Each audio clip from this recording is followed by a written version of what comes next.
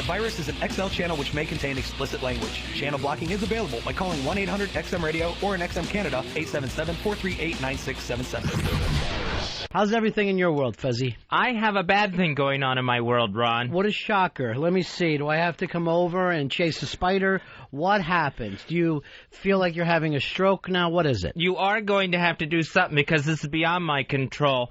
For some reason, in the past 24 hours, the pigeons have made my balcony shit central. Shat? They shat all over it? They have shat all over it, all over the balcony floor, all over the railing, and I mean, in a day's time. I've lived in this place since end of August. Right.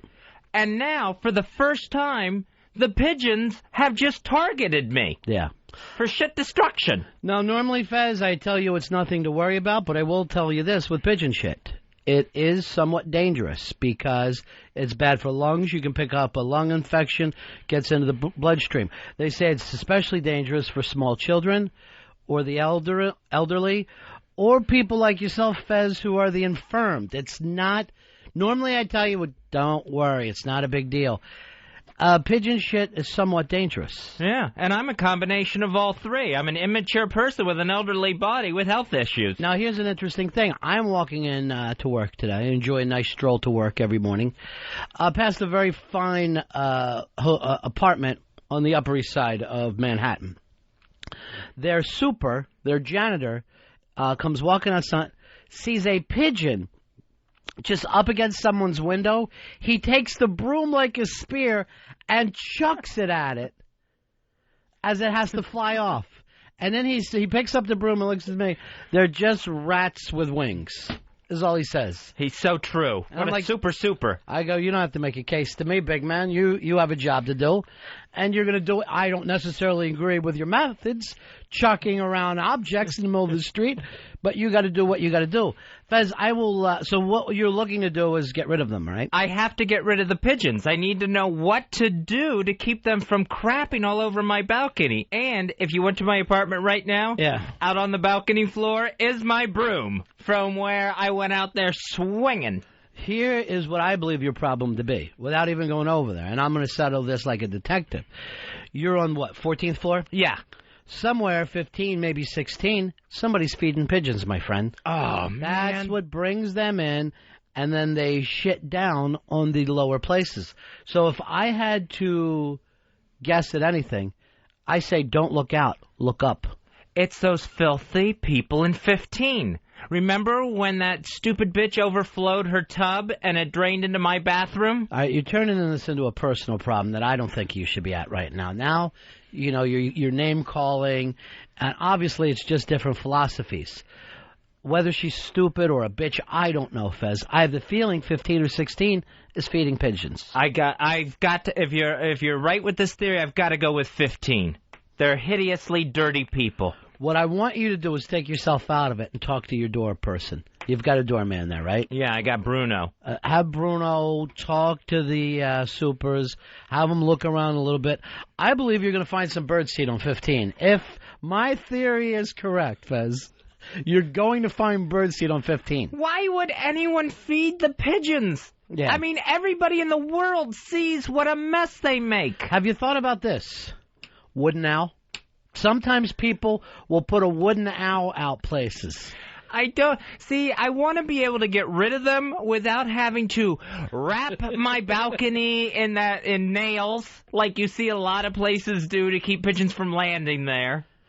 Or a wooden owl. I think a wooden owl, first of all, is going to add something to the decor of the place. You don't have any wooden poultry, as far as I know. No. You're without any kind of wooden birds. My parents have the wooden owl on their balcony to keep the pigeons up. That's you. It just looks... Who? When's the wooden owl going to move out? Is what your parents keep saying. So something along those lines, Fezzie, you got to start thinking about. My grandmother used to have trouble with ducks coming up on her front porch and crapping. She kept a big rubber snake out by her front door. It just looked ridiculous. I don't want to be another generation of that madness. Now, you, Fez, you are Are you worried about disease, or are you just worried about the way it looks? Right now, well, until you brought up disease, I wasn't worried about it. Yeah. I was just worried about, how it looked. No. Aesthetics. Disease is something to worry about. Luckily for you, you have just a gorgeous view of the entire Manhattan skyline from the middle of a fucking dirty river. I don't know how you were able to pull it off. I didn't know you're allowed to live there. But luckily, you don't use your balcony. I just started to. Oh, did you? You're conquering a fear? I put a chair out there, made myself sit out there for a half hour the other day. Yeah. So, half hour in 6 months. Here's John. John, you're on Ron Fez. Hey, Big Cat 710. Hey, buddy, how are you? Thanks. I got some good pigeon advice for Fezzie, but it's a little complicated. The owls don't work. None of that crap works. None of the shiny stuff works. None of the noisemakers work. The poison that they used to allow you to use is called Avitrol. They've outlawed it because people don't like the effect it has on the birds, but you get a couple of, it comes in corn kernels. They're little tainted corn kernels. First of all, you are not going to get away with killing pigeons in New York City. They don't allow it because then we've got a dead bird problem, and it starts to freak people that a bird flu is going on. Let me check with Earl just to make sure. You're not allowed to poison pigeons, right? No, you can't. Yeah. Because it's just another health violation. And, Fezzie, you're not the type of guy to go out and kill animals. It's just not in you. No, I just want to move them to another balcony. You are, to me, you're a meat-eating vegetarian because you love animals. You just don't like them very much. Yeah, they have a place, and their place just isn't with me. Well, as a final note, do a Google on Avitrol, and you'll see that it's the only poison that works. A couple of kernels. It won't kill that many of them. It'll maybe kill one or two, and they send out a warning coup. I'm dead serious about that. They send out a warning coup to the rest of the flock. They move on. You'll never see them again. What I need is that recorded warning coup that I could just play off of my balcony. Coo, coo. I don't think the warning coup is the way to go because that's going to drive you insane. That's not what you're looking for. I know poisoning sounds like some people would do it. I don't see that as your type. I don't see you as a poisoner. I don't. If there's another way, I really don't want to poison. I can't poison a bird. I can't look down and see the dead bodies hitting the floor below. Let the bodies hit the floor. Hey, Matt, you're on Fez. Good afternoon, buddy. Yeah, buddy. You don't want to do it, Fez, but you gotta go to the toy store, get you some rubber snakes, wrap them around for a couple of days. They'll stay away, man. They will. Fez, you claim that doesn't work, or you don't want to do it. I don't think it works, and I don't want to do it. I saw my grandmother try to do it, and the duck still crapped on her front porch. Now, I don't want to get into this situation where nothing works for you, where you claim that from the beginning. I want you to be open to some ideas. I will try it. There you go. I'm going to try everything because I have to. Well, you can't. Are you going to poison?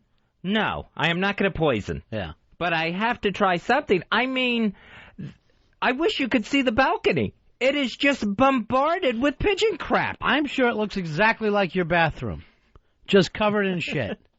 Sometimes I miss. I don't make it in time. Fez has what's known as the Desperado bathroom from the film Desperado. It's just a filthy mess. George, you're on Fez. Hey, buddies. Yeah. Hey, my dad and I are both exterminators, and the Avitrol, it will not kill the pigeons. It's a hallucinogen is basically what it is, and they lose their direction.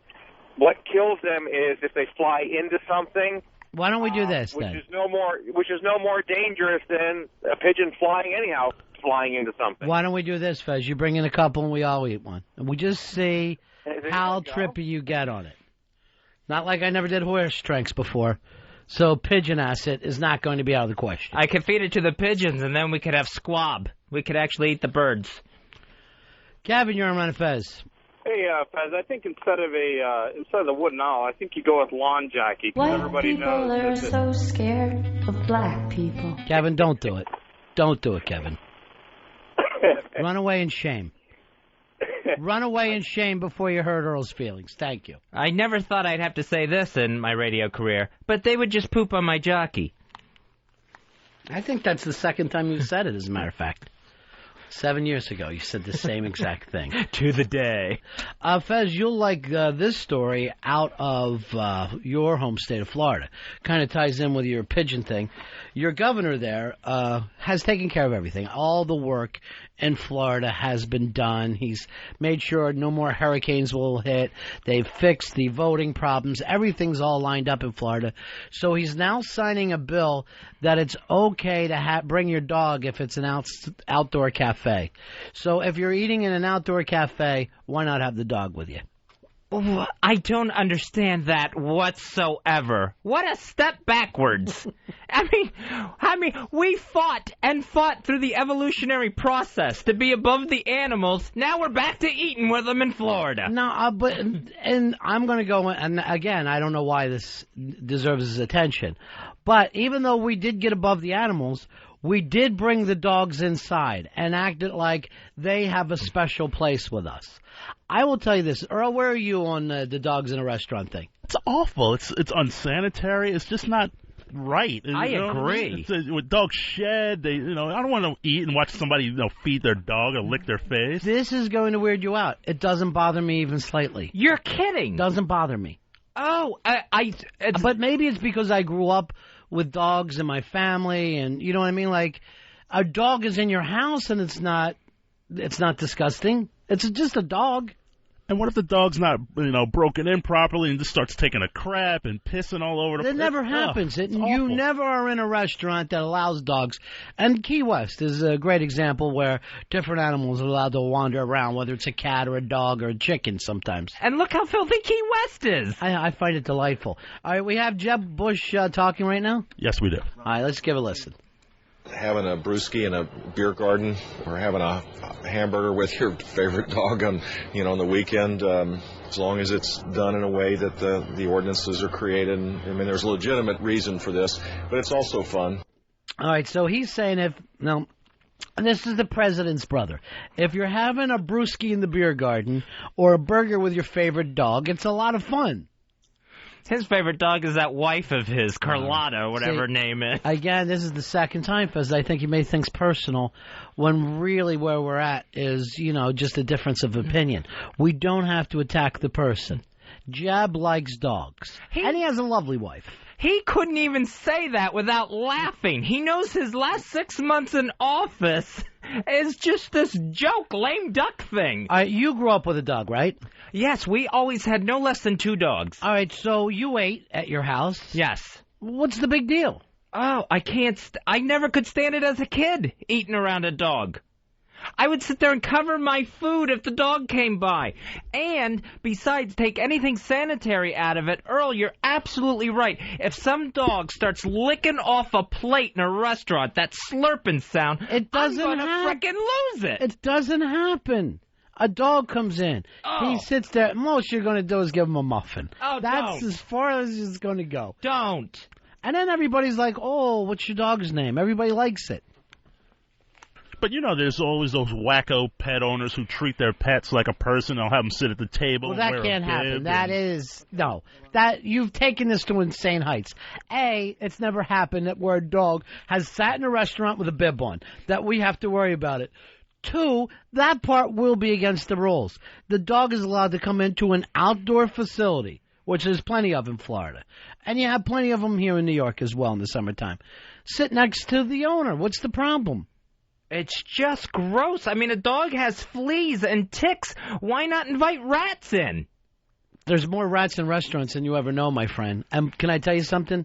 You're fine. You're living on this planet, and you're fine. Mike, you're on Ron Fez. Hey, what's up, boys? Hey, buddy. Hey, in Europe, that's what they do. They can bring their dogs to indoor restaurants, and they're perfectly fine. You know what? They can bring their dog in, then they can have a cigarette. I'm going to tell you something. They're light years ahead of us right now. Light years in just the way to live. Now, Mike, do you have a dog? Yeah. Would you like to bring your dog into an outdoor cafe when you had a brewster and a burger? Would that feel fun? I would love to bring my dog into an indoor restaurant. I have no problem with it. I'm going to tell you the truth. It really doesn't bother me. And I've been plenty of places where there's a pet that's part of the restaurant and everybody likes it. I just find it completely disgusting. I think you over-worry. I think you worry too much. Someone's going to get bit, too. Just realize that's going to happen. People can't have pit bulls in Florida without someone getting bit. Someone's going to bring a pit bull into a restaurant. You and Earl, in the way of trying to prove a point, take it 10 light years away. The point is that, yes, a dog can't bite people. A dog can't sit down with a bib and eat like a person with a big lobster bib on. So forget those two scenarios. Just treat it for what it is. Can you sit there in an outdoor cafe, have a burger and a beer, and the guy next to you brings his dog? What's the problem? That dog, and this is a very likely scenario, is going to start scratching behind its ear. Hair is going to be flying in other people's food. Fleas are going to be bouncing off the damn thing. You realize the guy sitting next to you could have fucking TB or whatever kind of diseases he's pulling around, too. You don't live in a bubble, Fez. You live on the planet Earth. That's why we should try to stop the things we can and not eat with the animals of the field. You're eating an animal. You're already eating an animal, and you act like animals aren't good enough in a meal place. Here's Maestro. Maestro, you're on Ron Fez. Hey, buddies, how's it going? Yeah. Hey, I just wanted to kind of tune in. I feel like dogs that are kept well-clipped, manicured, and controlled flea problems and ticks wouldn't be a problem. And also there's a fact, I don't know if anybody's ever heard this or not, but actually a dog's mouth is actually cleaner than a human's mouth on the inside. Why don't you make out with it then? No, that's okay. Then we should just hire them as waiters, too, and have them serve the food, have them bring your corn dog to you in its mouth. It would be adorable if you had those, like, little poodles that walk on their hind legs. And I'm not saying all they bring is an appetizer, and they're just walking up with one. It would be so cute. Well, they would bring French food. Yeah. 866-RON-0-FEZ, 866-RON-0-FEZ. Here's the sad thing for me, and I'm outnumbered here 2-1 with the guys on the show. I have a feeling Eastside Dave would have been on my side with this if he was not stuck in the corner with the dunce cap on. He's in a timeout today on the Ron and Fez show. Yeah. He's in a little timeout. Here's Matt. Matt, you're on Ron and Fez. Hey, buddy. Hey, buddy boy. Hey, guys, I'd much rather have a dog in the restaurant than a screaming little kid. What do you guys think? See, that's a very good point. There are people that act like they hate children and don't want children in those. Guess what, Fez? You're in a situation where you have to interact with the world. You're not stuck back in your pigeon shit apartment where you're locked down from the world 21 hours a day. You're interacting. You're going to see children, animals, old people. Everything that makes you afraid, you have to run into in the real world. Speaking of interacting, what happens when two dogs that don't like each other are sitting at opposite tables? Talk about a kid screaming. You can have dogs barking all through your meal. Whatever. Learn to live in the world. And humping each other. Learn to live in the planet. That's the part that grosses you out. Who wants to watch that floor show? Two species want to have sex. That's the thing that just fucking freaks Fez out over more than anything else. You and Earl has the stomach of a 10-year-old lady. He is ready to puke at a moment's notice. You fear the planet, Earl. That's your problem. You fear the planet Earth. I don't fear the planet. I think there's just a time and place for everything. If you want to play with your dog, fine. If you just like being in a public place eating food with your animal, I don't know if it just... Earl, can I remind you of something in the state of Florida? It was only about 40 years ago that you weren't allowed in because people thought that you had germs or would start biting or humping. Everything that Fez is saying, his parents said 40 years ago about your family. So don't get caught up in this. And I'm about to let Dave out of the corner. I'm about to pull him out of the corner. Because I feel like I'm sitting here, Fez, and it's coming in from all sides now.